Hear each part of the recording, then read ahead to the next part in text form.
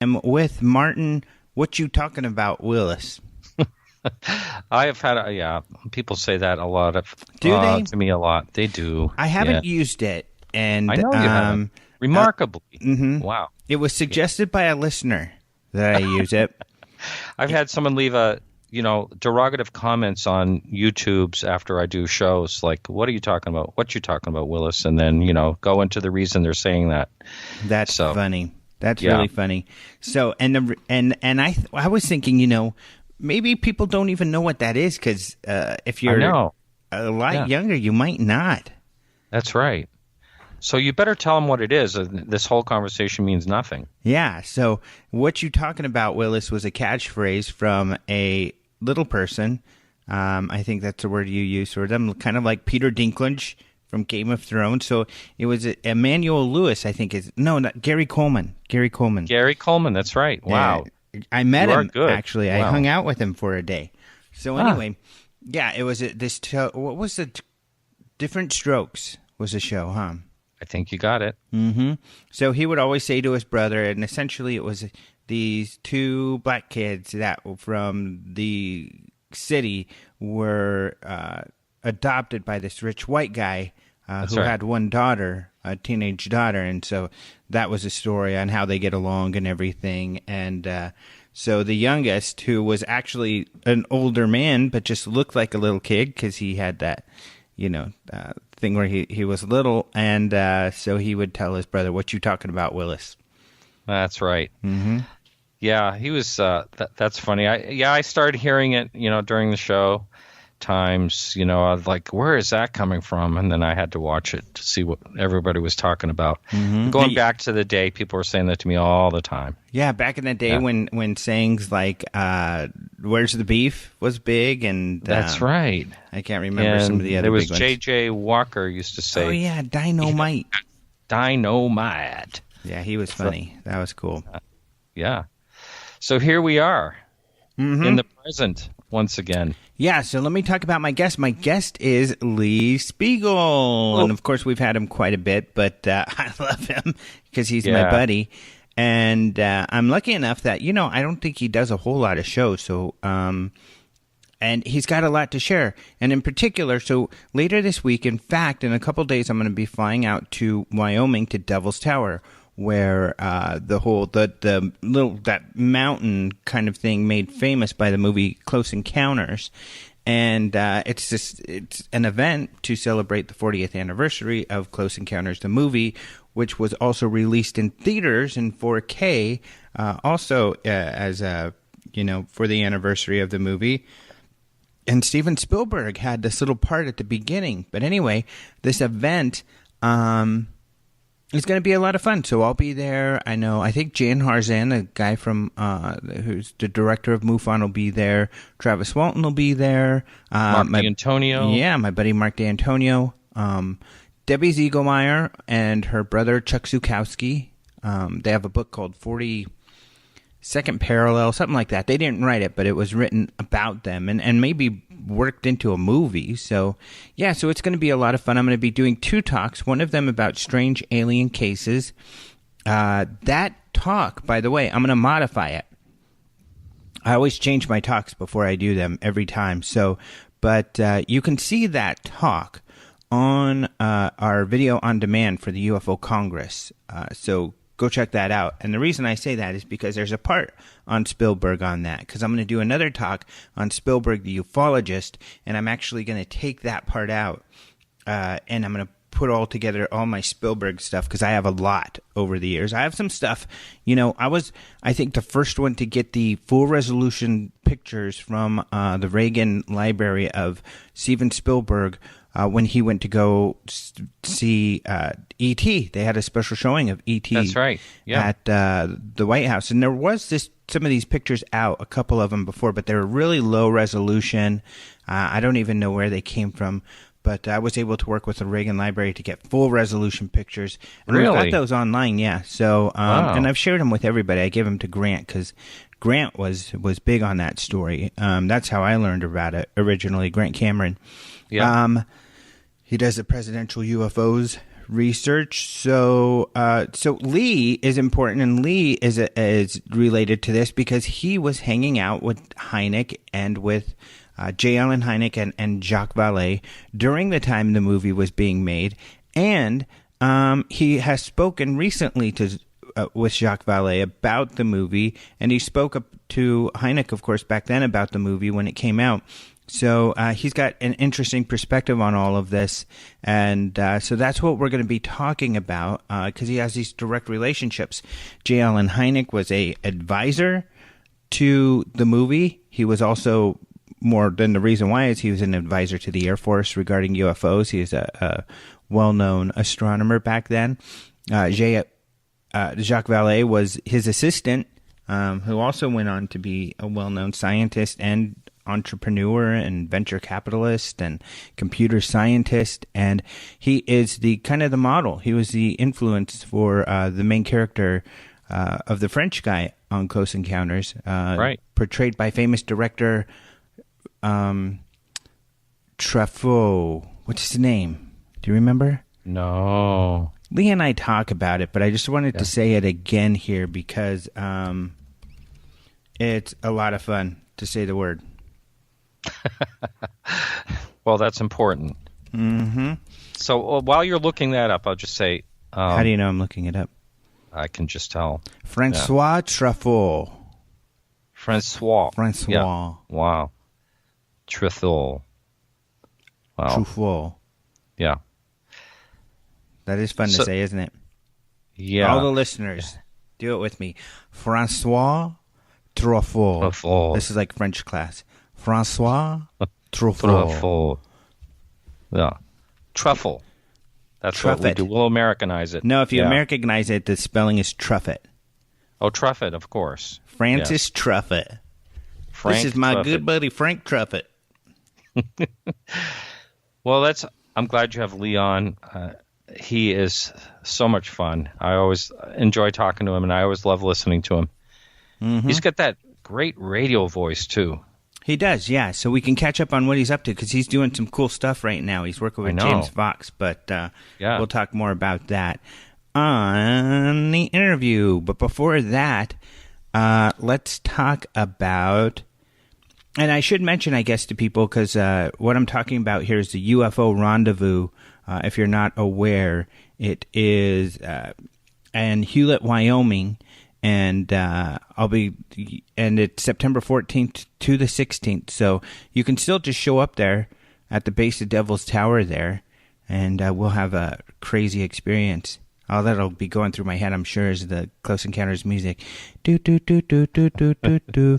We took my This is an interesting Close Encounters story, I think.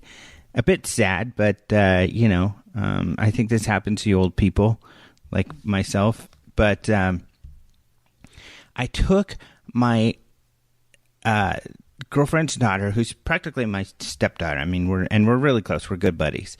But I took her to Close Encounters. We all went together, and I was so excited for her to see the movie because it's one of my favorite movies, probably the movie I've seen the most.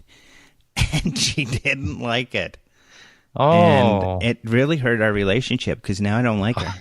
Now you're never going to talk to her again. No, yeah, she's dead to me. Yeah. No, I understand her perspective, though, because it is weird. 70s movies were weird. Well, you know what, though? They just don't work today like they did. Exactly. Except for some classics. But I'll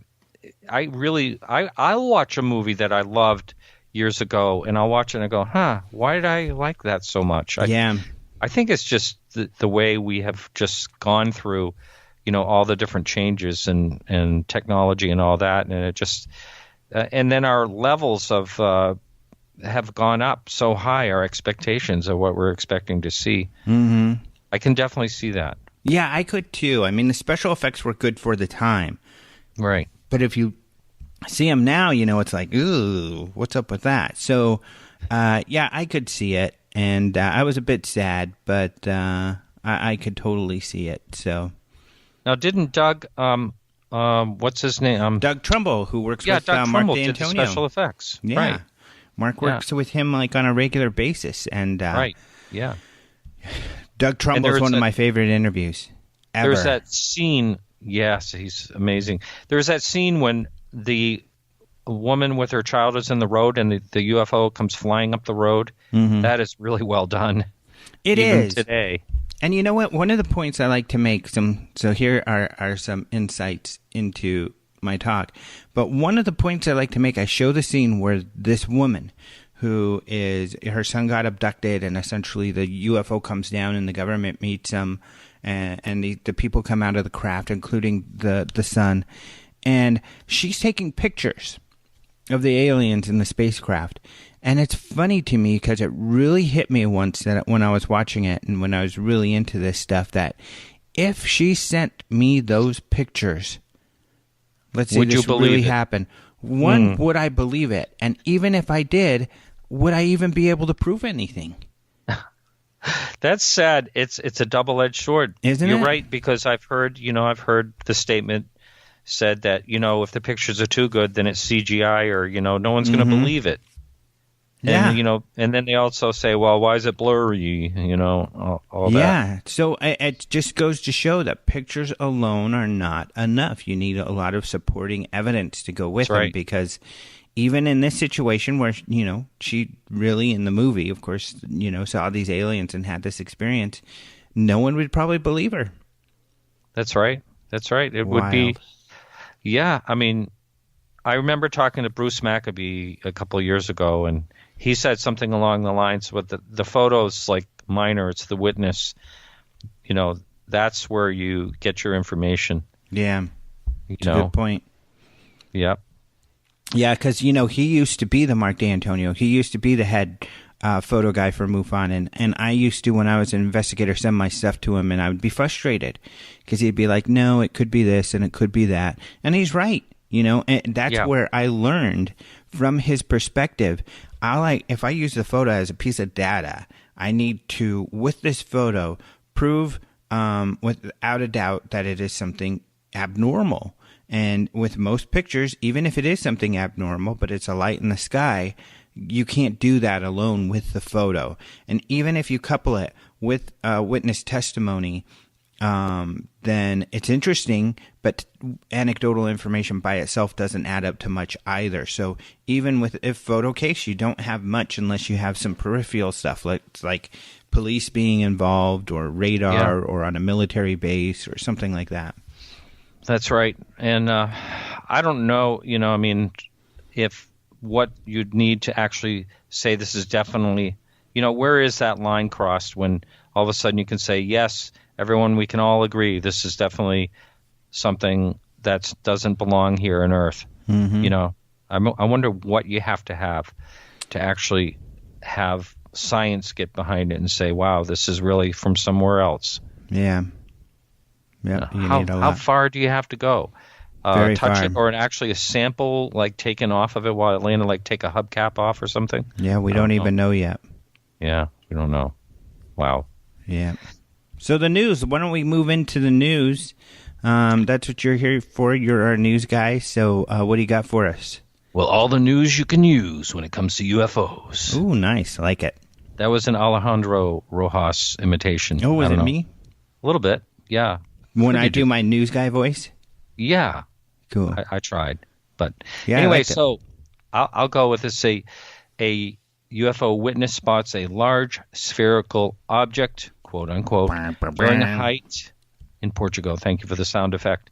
So this hiker in Portugal was taking some photos of an odd object recently. And this happened back in August 20th of this year. So he was on a hike, and these pictures are interesting. Here we go. We were just talking about pictures.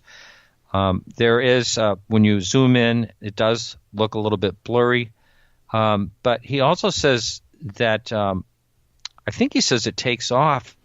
The object actually took off, because when you first look at it, to me it looked like possibly like the Mylar balloon thing that often gets mistaken for a UFO. But what did you think about this? It was kind of irregular shaped. It looks like it has some fins going on and stuff. Yeah, he called it an irregular shape. And he said it was essentially, kind of making a steady path, and he at first thought it was a helicopter because he said it looked like a helicopter to him, or the size of a helicopter, which would be pretty large. And if you look at the picture, it kind of substantiates that perspective. It looks pretty big in the photo. So I thought that was kind of weird. So yeah, looking at the photo, because he took some great pictures with it, must have been a good camera, and it looks pretty large. So you zoom in, and I assumed it would just be a Mylar balloon, but it wasn't, obviously. It is a irregular shape, and he took 2 photos, and it looks the same in both photos, and it almost looks like a U shape with a shiny center, but kind of irregular U shape with a shiny center. So I couldn't figure out what it was.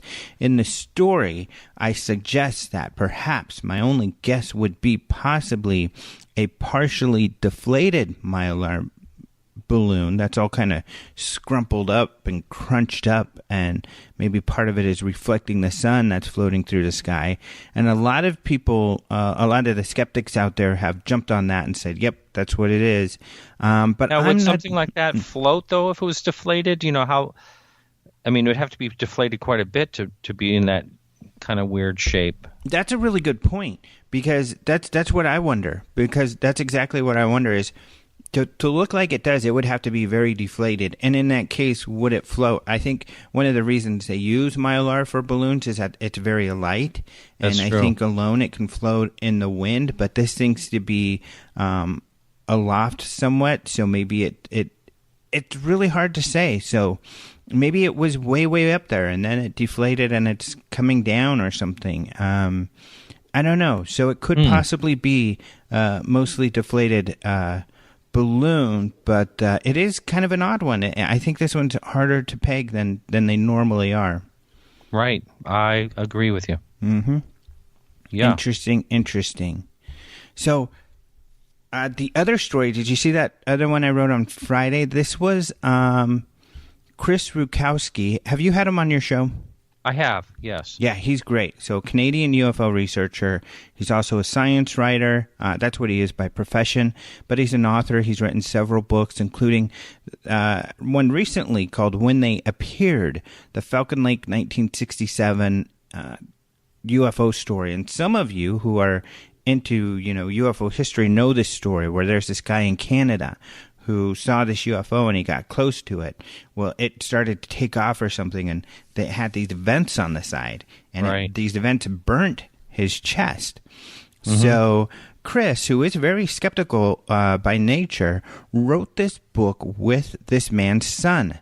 So this guy's name was Stefan Michalek, and the guy's son is named Stan, and Stan co-wrote this book with Chris. So they covered this case in depth. The reason that's important is that Chris teaches English. He does these continuing education courses, and they asked him, "Hey, what other ideas do you think would be interesting for a course?" And he said, "Well, I wrote this book about this local kind of a UFO thing," and they said, "That'd be cool. Do a UFO course." So he's doing this UFO course, continuing education course through the St. James School Division, essentially. St. James Assiniboia. I'm not sure the second word. But so it's really cool. So he gave me some quotes just talking about what they're going to be, what his perspective is on all of this. And even though he's a skeptic for the most part, he, kind of like he really feels there's a genuine mystery to the whole UFO phenomena, and like you and I, and so he's doing this class. So that's kind of cool. That is, going back to this Canadian incident, did they consider that? I can't remember. Did they consider that like radiation burns, or was it heat burns? It was heat, wasn't it? I don't know. It turned into rashes, and I think it was heat, but I don't remember that particular detail. Yeah, it's very geometric. There was like a grid of dots. It first started out when he went into the hospital. Yeah, we've got a picture of this grid of dots on his chest that you can see. Yeah. Yeah. But you know what? You can find out more in the brand new book, When They Appeared. By Chris Rustowski. Rutkowski. I always have a hard time with his last name. Yeah, because it's got, you would think it would be Rukowski, but it's got this T, kind of this. Put a T in the middle of it. Yeah. Nomadic wandering T that has somehow inserted itself into part of his name. So it's like Rutkowski. Right. Yeah. Yep. So this is another good one. Can I talk about another one? Oh, yeah. It's your show, so man. I can't remember if we talked about this on your show or my show, but essentially it was there's this nudist beach like in Wales or something like that where people have been seeing UFOs. And so that, of course, made some some headlines in the UK tabloids. But, and the place is called something Marionid.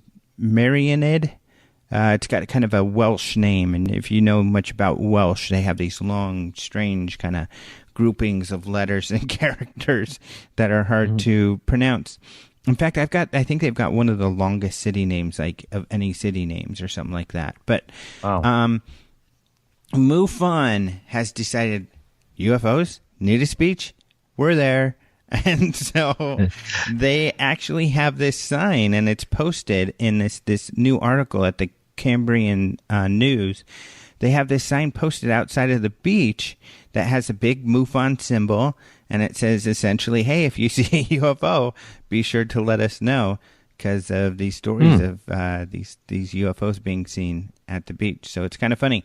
Is it really an investigation, or do you think it was maybe someone just wanted an excuse to go to visit the beach and put up these flyers? That may be. That's the mystery. That's a true mystery behind this story. Yeah. So that's kind of fun. That's kind of a funny one. Yeah. So do we have anything else?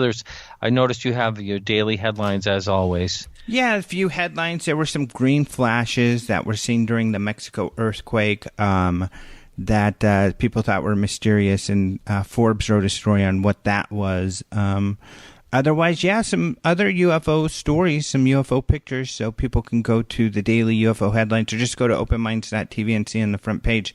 They'll see the different UFO headlines there. So, okay, I also have a kind of a funny story to tell you. You know, got about a minute or so. Okay, the recent CME, the coronal mass ejection that we had. Oh, yes. Yeah. In the Russian news, they were saying that UFOs were coming down to Earth and zapping up and storing the energy out of it. That was on the news. On Russian news? Yes. Huh. Isn't that bizarre? That is very, very, very bizarre. That's interesting. Yeah, this show will be listened to by the NSA now. With those keywords we've been talking about. Yeah. Thanks, Martin. I know. Sorry. That is it for the day. So thank you very much for joining us, Martin. A pleasure. People can hear more, not just hear him weekly on our show, but they can also hear you on Podcast UFO, your show. And in fact, because I'm going to be doing this Wyoming thing, I'm not sure I'm going to have a show next week. So they'll be able to listen to both of us on pleasure to be here with you. Those are our inside jokes, because for some reason, whenever Lee calls me, he tries to order a pizza, and then we call each other doctor. Now, I remember the reason I did, because there was a UK paper, I think it was a tabloid, that called me Dr. Alejandro Rojas when it quoted me. But didn't you have something similar like that happen? That's why we call you doctor as well. Well, I don't know if it was because of me, but I frequently like to call and say hello to our mutual friend, nuclear physicist Stan Friedman. And every time I call, like I did a couple of nights ago, and every time he answers the phone, and the way he answers the phone is he doesn't just pick it up and say, "This is Stan Friedman." No, he just picks up the phone and goes, "Hello." And so I always say, I'm sorry, is this Dr. Friedman? And then he goes, "No, I'm not a doctor." We always do that. Yeah, because he gets mistaken to be a doctor because he is a scientist, or has been often, but he's very quick to point out he has a master's degree, but he's not a PhD. Yeah. But I don't remember.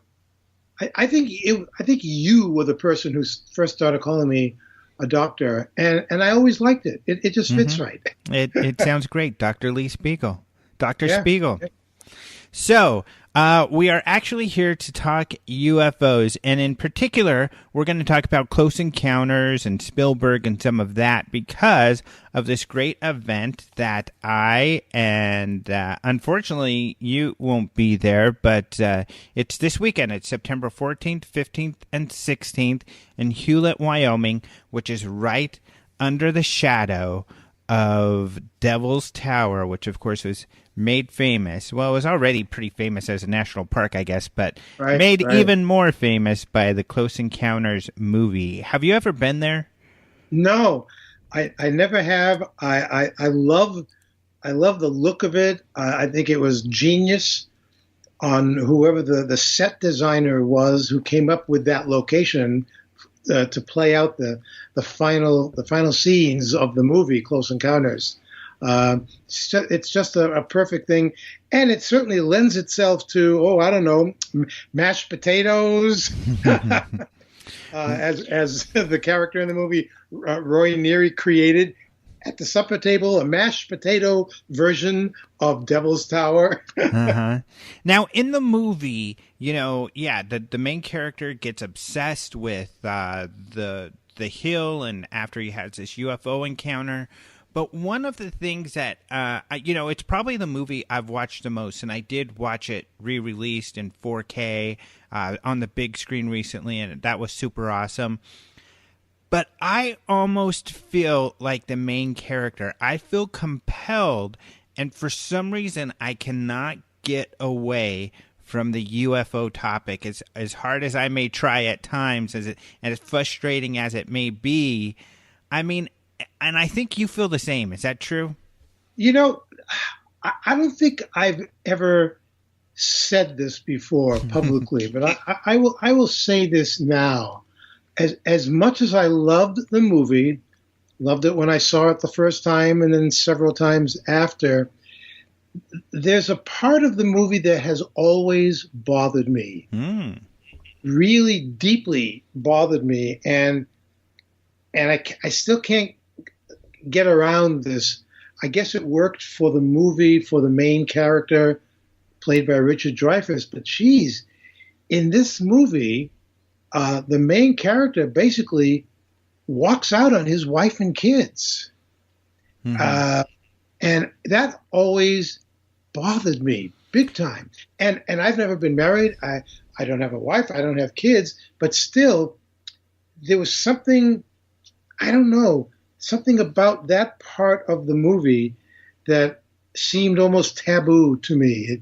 Unless, of course, and you may know this better than me, have there been instances where people have become so obsessed with UFOs and the possibility that we're not alone that they would take drastic steps like this and just walk away from their families? What do you think? I don't know about that, but it is very, like, if that's happened or if there's people who would do it. But there is a parallel that I'll draw in a second. But first, okay, I want to talk about Spielberg, because it's very funny you say this, because Spielberg feels the same way. He said that he was even threatening, and the public said, don't do it, to change the movie, to re-release it like he did with E.T., and to change the end to where he doesn't go on the ship. And he said, because when I wrote that and made the film, I was single.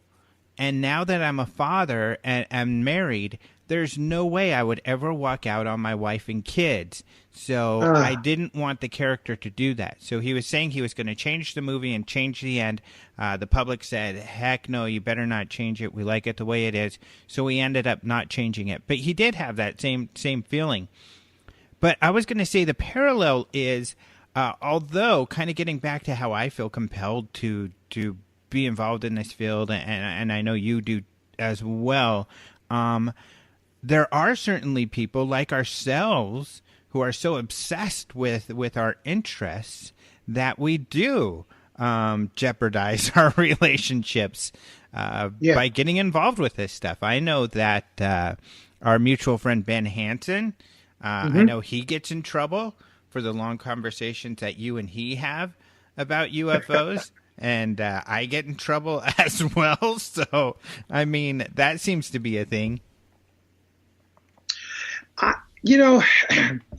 I've discovered as the years have passed that I'm a little more guarded about giving out my own personal opinion on things like UFOs, anything dealing with the paranormal subjects that you and I have both dealt with over the years.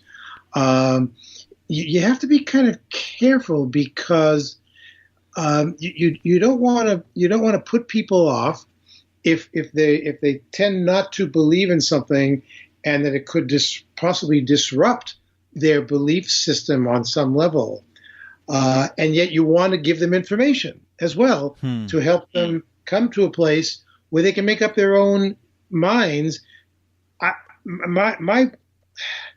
My attitude has always been, with all the things that I've done and the stories that I've written, I've always just tried to present stories and cases and people's experiences and basically say to the audience, look, here's a lot of facts, here's a lot of information.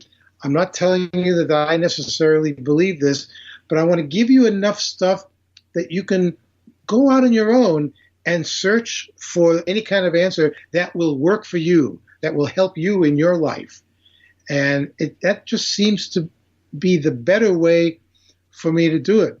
Because I have many people say to me, well, what do you think of this? And, are we being visited? And why don't they land on the White House lawn? And no, they can't possibly be here because they can't get here from another planet or another solar system.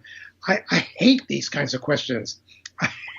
I really do. But what really motivates you in this to keep, even with, like you said, those people, the way they act and the way they react to comments, to motivate you to keep, working in, on UFOs? It's not like it's something that makes a lot of money or gets a lot of fame or is necessarily helpful to your career. Okay. So what is it that motivates you?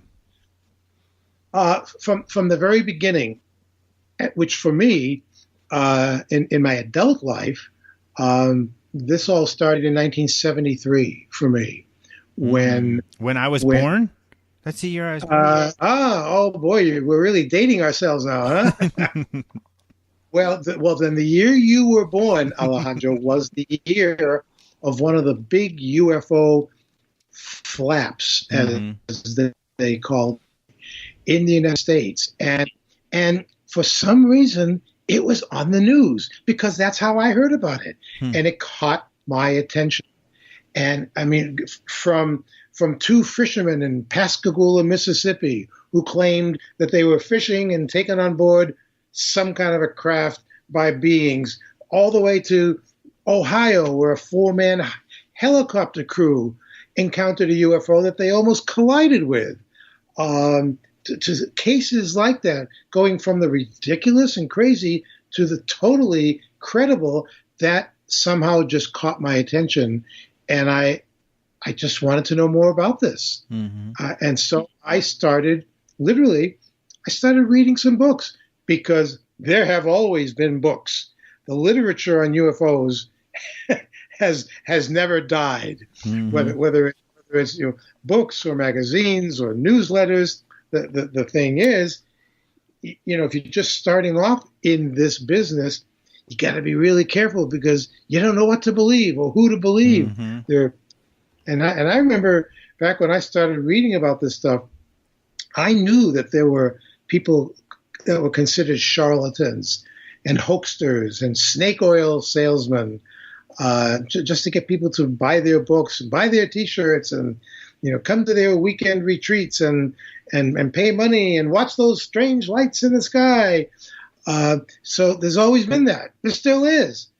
But because of the choices that I made, of the things that I thought I would like to do or see.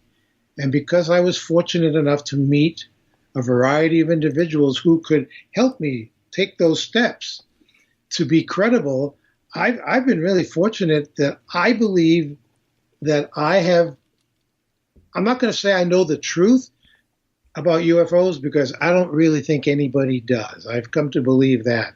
But I've learned so much from so many people who I consider really credible that keeps motivating me. There's something definitely out there, and I may not know the answers in my lifetime, but there's enough of it out there that why should I give it up? It's totally fascinating.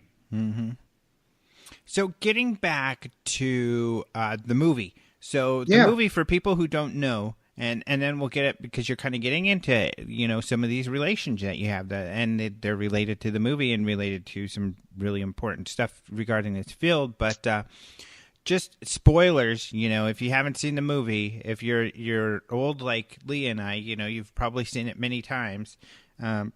If you're really young, at least relatively, you might not have seen it at all, so you got to go see it. But so this guy has a sighting. A bunch of people have a sighting. There's a flap, kind of a UFO flap.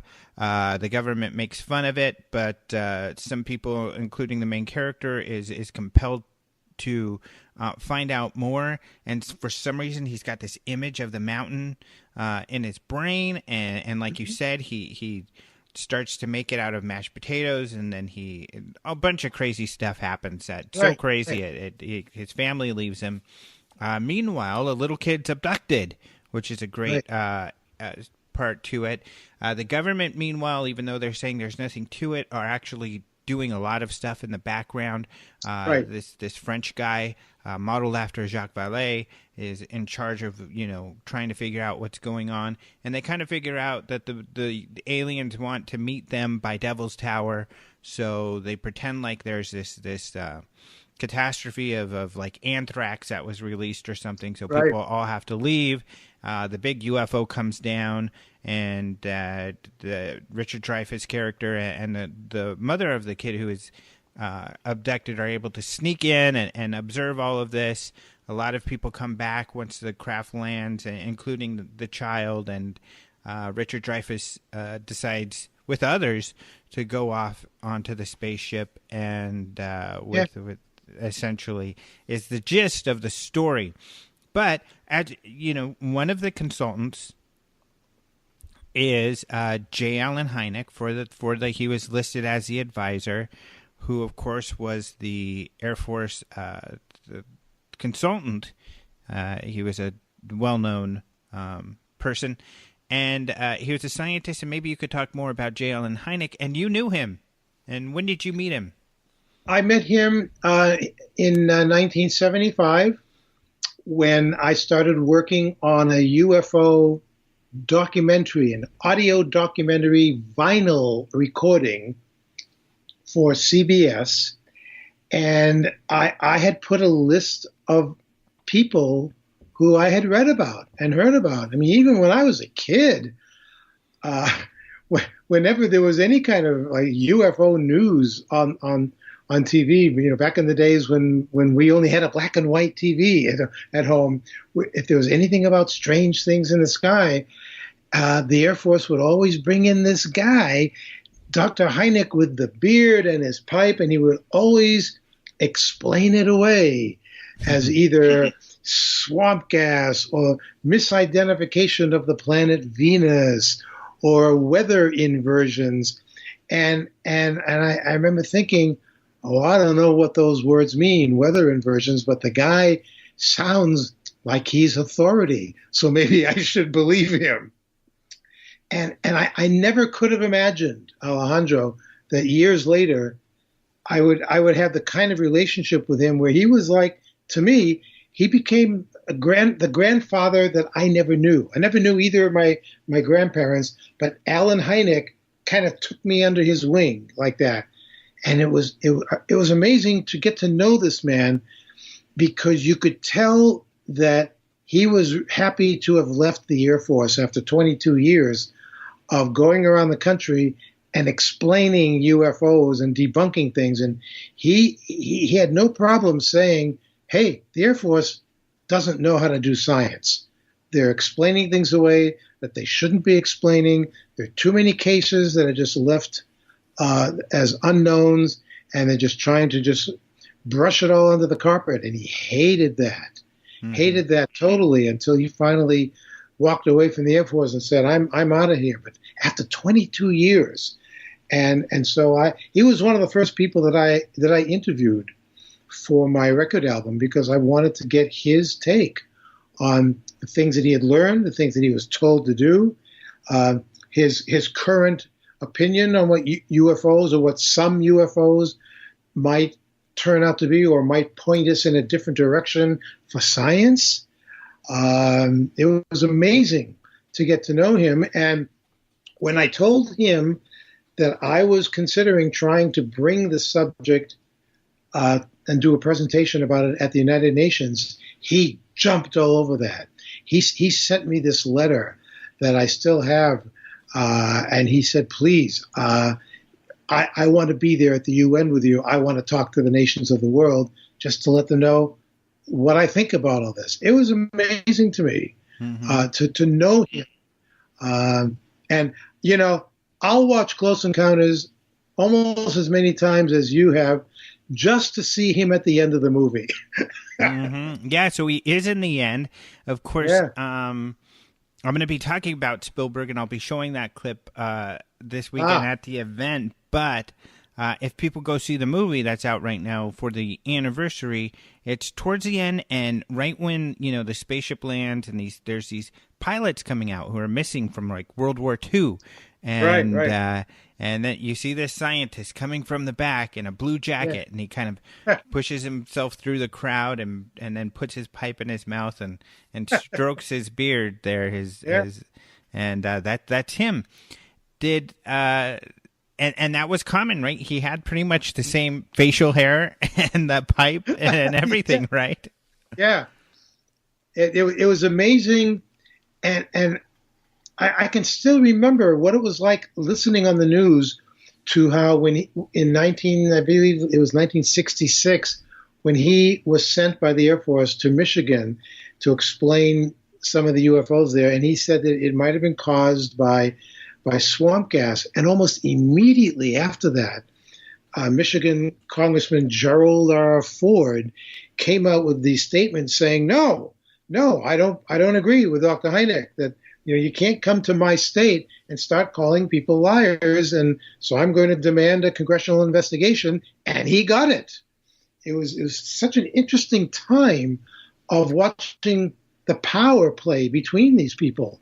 And then then people will say, well, after Gerald Ford became president, why did he suddenly shut up about UFOs? Gee, there's an interesting possibility. Why did he? What happened in Congress? Explain that, because I don't think a lot of people know about that. They tried to get as many eyewitnesses as possible.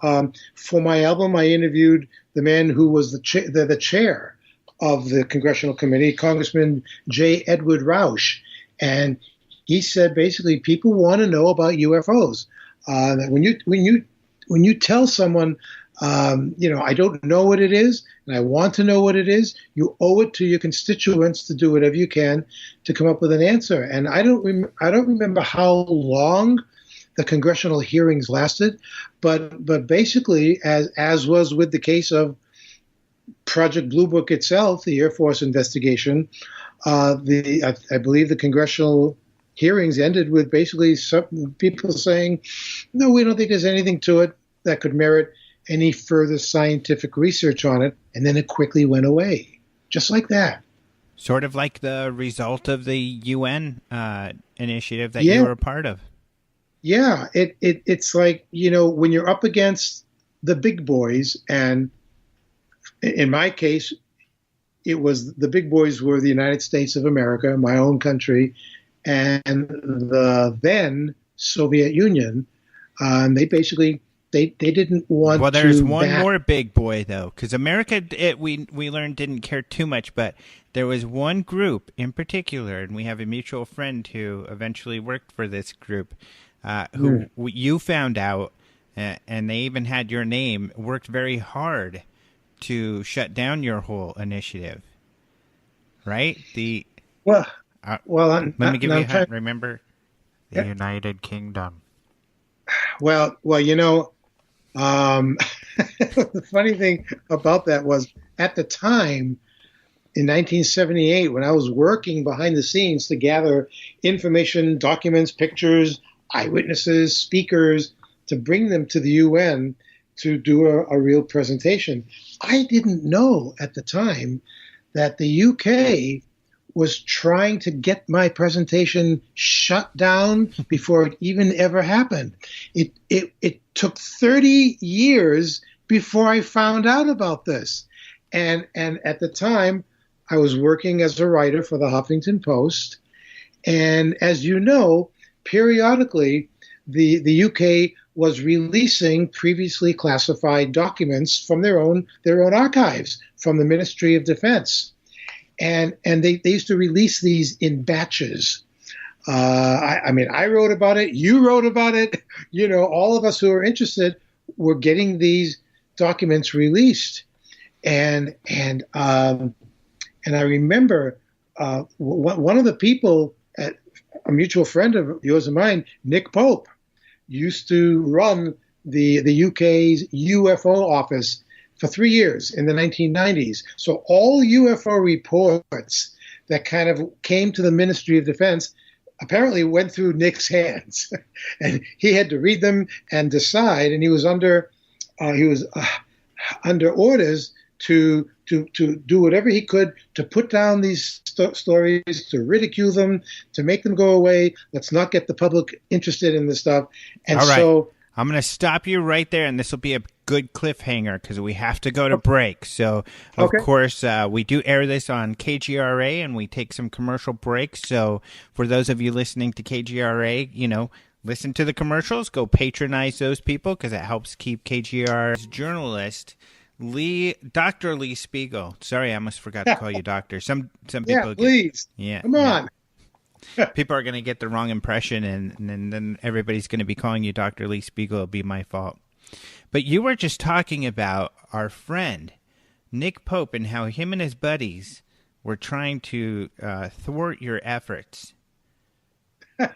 Well, I'll come back to that point because he in later years apologized to me about this.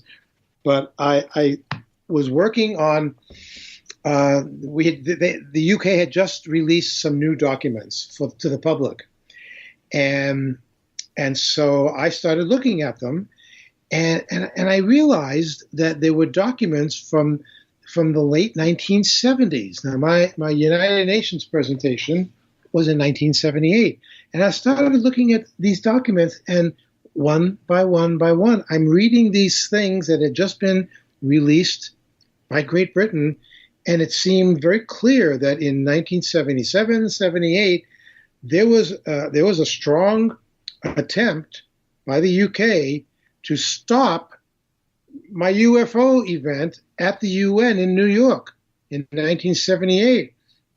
I mean, there were actual documents and quotes, and the documents said things like, we don't think that it would be a good idea for the United Nations to take on the subject of UFOs because it wouldn't be good for the UN's reputation to be dealing with something like this. And I went, wait a minute, what?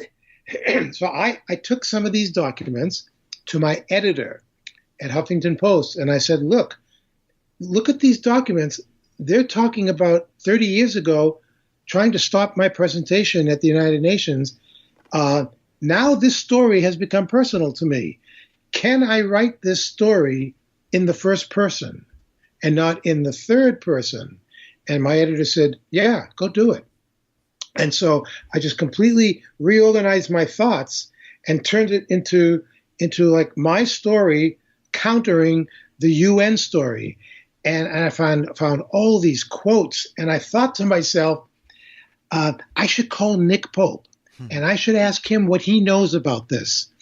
And so I called Nick, and as soon as he got on the phone with me, he said, "Oh, I know why you're calling me." I said, "Oh, you do you?" He said, "Look, let me just tell you that when you did your United Nations presentation in 1978, I was only 13 years old, so you can't blame me." and he will always confirm that story. He said, "Look, for what it's worth, I will now offer you a sincere, unofficial apology on behalf of my country for what we did to you, or what we tried to do to you in 1978. I mean, what a story. I couldn't believe it, that it took 30 years for this to come to my attention. And, and what did they mean? That it wouldn't be good for the UN's reputation? What's the problem, everybody? Why wouldn't it be good? Those files were interesting, the efforts that they were going to squash the whole thing. But, during that period of time, of course, I think Close Encounters came out in 1977. Right. And because of this, you actually got to meet Spielberg. So I think you've told this story on the podcast before. For a lot of this, Lee has gone at length about the whole UN thing with on the podcast. But let's revisit that, because I want to follow up with some newer information about this. But you got invited to, because of the UN event, right, to go visit Spielberg with some of the Close Encounters people, essentially. While Spielberg was working on the movie, I guess it was probably near the end of production, and they were getting ready to release the movie in 1977. It was the big holiday movie for that year. I had already started talking to Dr. J. Allen Hynek about my idea to do something at the United Nations, and he was very excited about that. So apparently, behind the scenes, a little even behind my back, but I didn't mind that, because Hynek had a relationship with Spielberg because of the connection with the movie. Apparently, Hynek told Spielberg that Hynek was going to be part of this United Nations event coming up in 1978. And I guess he must have told Spielberg or someone in the Columbia Pictures publicity department. And literally, I was at home in New York, and I got a call from Columbia Pictures asking if I would be available to come out to California and to meet with Steven Spielberg, Dr. Hyenk, and Dr. Vallee. And I said, yeah, I think so, but what are we meeting about? And they said, well, we understand you're getting ready to do a United Nations presentation on UFOs, and Steven would like to sit with you guys and see if there's anything that he or the studio can do to support that or to help you with that. And I said, yeah, of course I'm going to be there. In fact, by the end of this conversation, my bags will be packed. I'm ready to come to California. And that's exactly what happened. And that was the first time that I actually met Jacques Vallee, because he came into Los Angeles, and he was already living in the San Francisco area. Allen Hynek was flown in from Illinois, and I came in from New York, and all three of us were brought to the studio, brought into Steven's office, and there we were sitting around talking about UFOs. And I just wanted to beg somebody there to pinch me, because it didn't seem real to me. But I didn't want to come off as being totally nerdy like that, so I kept it to myself. He was probably a kid back then, right? You too, though. Yeah, well, that was early 78. So I was just under 30 years old, and Steven and I are about the same age. And literally, he was most well known for, I believe, three things at that point. A made-for-TV movie with Dennis. Oh, what's his name? He used to be on Gunsmoke. No, Dennis. He played the the deputy. Oh, he played McLeod. The Dennis. Before my time. That's okay, Dennis. Okay. Anyway, he played a regular driver who was followed by this menacing truck driver. The Duel, exactly. Yeah. Dennis Weaver was his name. Yeah. And so I think that was one of the first things that Steven did, in addition to a Night Gallery episode that Steven did. And then came Jaws, and then came Close Encounters. So his name was coming certainly up in the ranks of Hollywood. And so I certainly knew who he was. I was already a fan of his. And so it was great to talk to him for the period of time that we were there. And he eventually had the studio provide me with any kinds of visual materials that I needed, whether it was pictures or posters or diagrams or drawings that we could use at the United Nations that he had used in production for the movie. And they sent us stuff that I did use at the United Nations. And you have like a unique poster. Is that how you got that?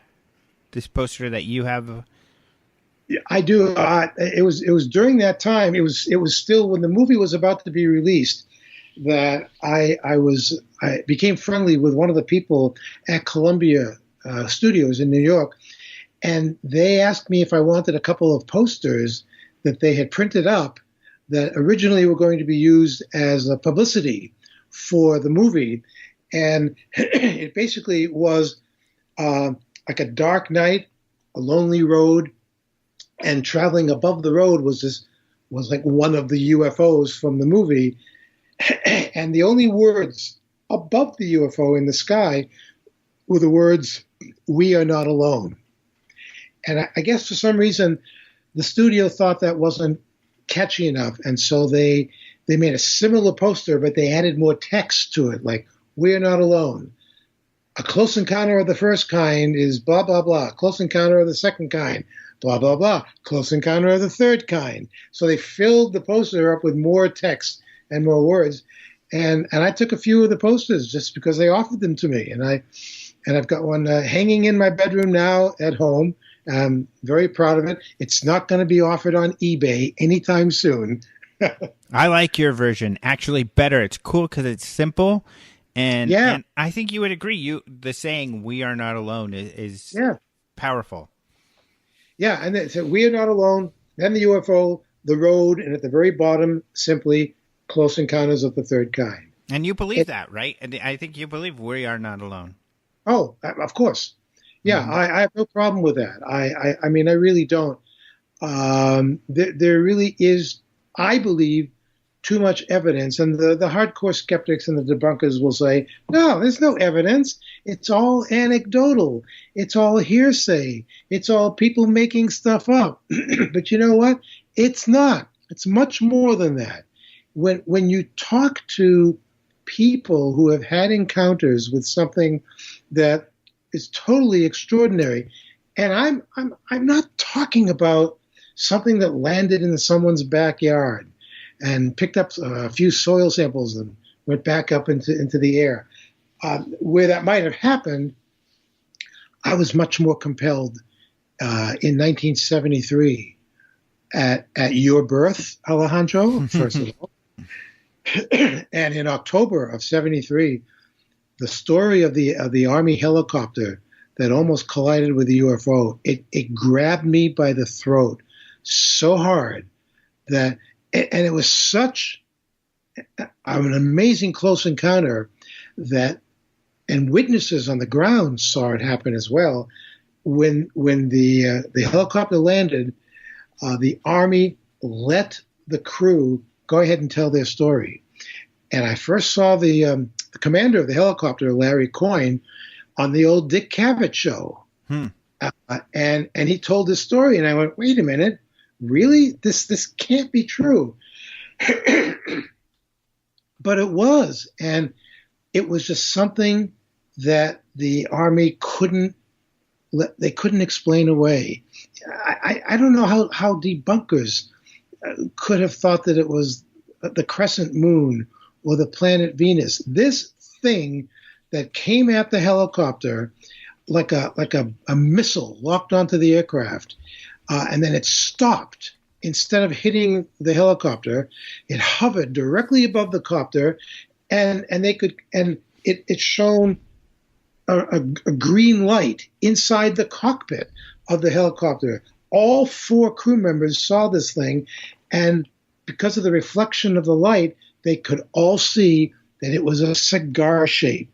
It had no forward wings, no back wings, no tail, just a dark cigar shaped. And as they sat there, all of a sudden, the helicopter started rising up very quickly, as if a tractor beam had locked onto it by the cigar-shaped thing that was above them. It lifted up their helicopter several thousand feet in the air in a matter of seconds. Then there was a bump and a jolt, and they were released, and the UFO took off, and that's when the helicopter went and landed.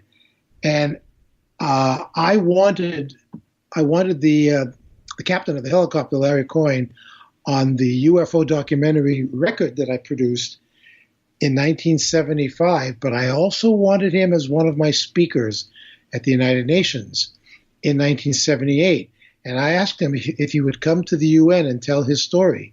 And he said, I'd love to, but you're going to have to get permission from my commanding officer back in Ohio. And I said, okay, give me the guy's number. And I called Captain Coyne's commanding officer, explained who I was and how I wanted Captain Coyne to come to the United Nations. And to my huge surprise, the officer said to me, okay, we will allow Captain Coyne to join you and to speak at the United Nations, but on one condition. And I said, name it. He cannot appear there in uniform. He must wear civilian clothes. He can appear as a civilian. And I said, so you're saying if I buy him a suit, he's okay to come to the UN? He said, yep, that's all we ask. And that's exactly what happened. Yeah. So it was amazing to me. Mm-hmm. And so stuff like that is being there, listening to his testimony again, watching how you could literally hear a pin drop at the UN when he was giving his testimony. That says to me, excuse me, but we're not alone. Mm-hmm. I don't care where these things come from. I don't care who's piloting them. I don't care. All I know is that there's something extraordinary going on here, and I'd like to know more about it. Mm-hmm. Now, I want to change the topic. I'd touch on something else before we're done here, and that Sure. is I have been told by Don Schmidt, who worked with Hyenk, early on, what Hyenek's reaction was to the Close Encounter movie. Did he ever share his opinions with you? He never really liked how some of the things were portrayed. I think because of all the years that Alan spent actually getting down and deep in the soil and going to places like Socorro, New Mexico, and really investigating places where UFOs may have landed and left traces behind, and how people describe certain things that happened.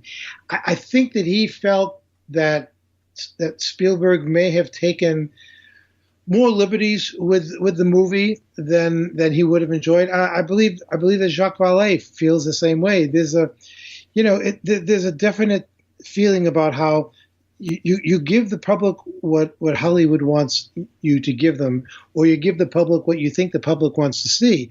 I've always thought, and I've always said this, that you don't have to over-embellish things about UFOs.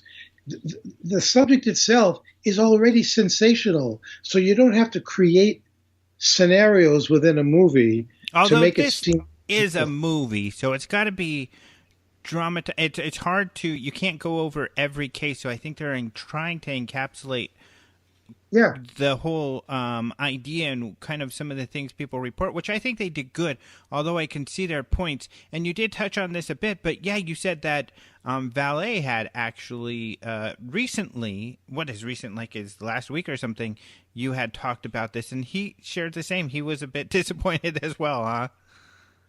I think that both Vallee and Hyenk felt that you don't have to over embellish something. Just keep it the way it is. Keep it truthful. If anything, make a documentary. But it's Hollywood, and Hollywood wants to make a lot of money. I get that. I'm okay with that. But I mean, listen, I love the movie as much as you did. There's so much about it. I love the characters. I love the special effects. You and I have become very friendly with the king of the special effects of that movie, Douglas Trumbull. I mean, what's you gotta funny love about what he did. Doug Trumbull too is that he's a big UFO guy, and of Yeah. course he did the special effects for Close Encounters. But I interviewed him. He said he didn't even know that Hyenk was a consultant. He didn't know he could have spoken to Hyenk. He came up with all the stuff by himself with no input from Hyenk at all, and he regrets it because he would have loved to have talked with him. So, funny thing. But I guess, and I think you and I would agree. I mean, I can see their point of view. I was shocked when I heard that Hyenk didn't really like the movie. Not as surprised because of Hynek's perspective when you told me Vallee felt similar, but I can see their perspective because if it was us, if it was you and I, a case that we had done, like for instance, if they decided to do a movie about your whole UN experience, they would dramatize it. You would definitely have a love interest. Who knows? It may be Stanton Friedman's character. They would turn into a woman who would then fall in love with you, and you guys would run off into the night or something. But I could see. Yeah. So I can see their perspective, but then again, yeah, it was a great movie, and it's something that certainly inspired me. And we've only got like a minute left, but okay.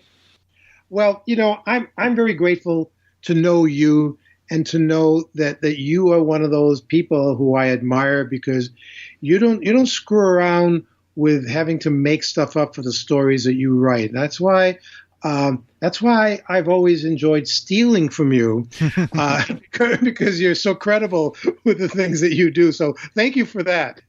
Well, ditto. So, yeah, we are pretty much out of time, but Okay. You are still active in the UFO field, although you're not working for Huffington Post anymore. And I guess, is UFO still on your agenda, at least for your near future? It is. I am currently working on what I hope is going to be a very telling, interesting UFO documentary with the great filmmaker James Fox, who has already created what I believe are two of the best UFO films ever.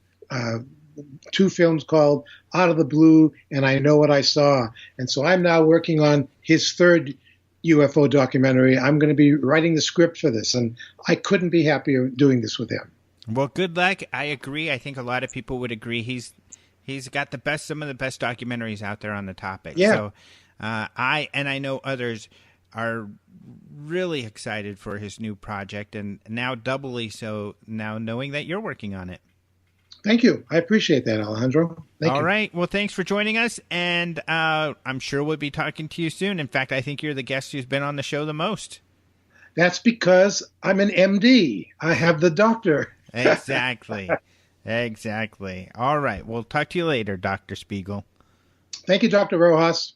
Thank you so much to Lee Speigel for joining us once again on Open Minds UFO Radio. It's always fun to have him on. Well, he's just so knowledgeable. He's been involved with so many things over the years, and especially right now. I mean, with it comes to Close Encounters, just what was going on during that time with the UN, the stuff that he was involved with, Spielberg's genuine interest in UFOs. It's all really exciting. And of course, then Lee having worked with Hyenk and Vallee, and even recently gotten to talk with Vallee about Close Encounters. So really, really exciting stuff. Now, some of these stories, such as Hyenk sending Lee to go investigate this UFO with police and everything, and where he saw this large triangular UFO, the whole UN thing and what happened there. We've got podcasts with Lee where we go over all of that. So go look into our archives and pull out those podcasts. You will not be disappointed if you are not aware of those situations and you want to know more. So go check those out. Otherwise, also, when it comes to Spielberg and UFOs, like I was talking about, I have a big chunk in my talk about the strange alien cases. So you guys can go look at that. Go to ufocongress.com and you'll be able to find our video on demand section there, and you'll be able to watch those. You can also find that at the openminds.tv website. So you can see some of that. Otherwise, you're just going to have to come to Wyoming and hear more. I've got a lot of really great stuff on Spielberg and some of his UFO interests, so I'm super excited about it. Another thing that I am really excited about is the UFO Congress. So we are posting speakers practically every week. We're posting new speakers as we get everything confirmed and arranged, and so and all their information back. So go to ufocongress.com to check out some of the speakers we're going to have this year. We're going to have some really cool speakers, stuff that you haven't seen before, that's going to be fresh and new to this field. That's what's fun about the Congress, is we like to bring information to the fore that otherwise people would not know about, that I think you all are going to be really excited about. But go to ufocongress.com to keep up to speed on that. Otherwise, all the news that you heard Martin and I talking about at the beginning of the show, and you can find at openminds.tv. So be sure to go there, check out our news stories, and then also check out, the daily headlines like we talk about often. You'll see those on the front page, but also if you go to the articles drop-down menu, you can go to daily UFO headlines or look at UFO sightings, UFO videos, all the different stories that we've written about. I want to remind you, too, you can find out about the UFO rendezvous in Wyoming that we've been talking about at the openminds.tv page on the events tab. And then also you can, of course, go to their website, which is simply devilstowerUFOrendezvous.com. The hardest part about it is spelling rendezvous. Otherwise, I want to thank Caleb Hanks for the opening and close music. I want to thank KGRA, and thank you for the listeners on KGRA listening right now. And then I also want to, of course, thank you, the listeners. Adios, muchachos.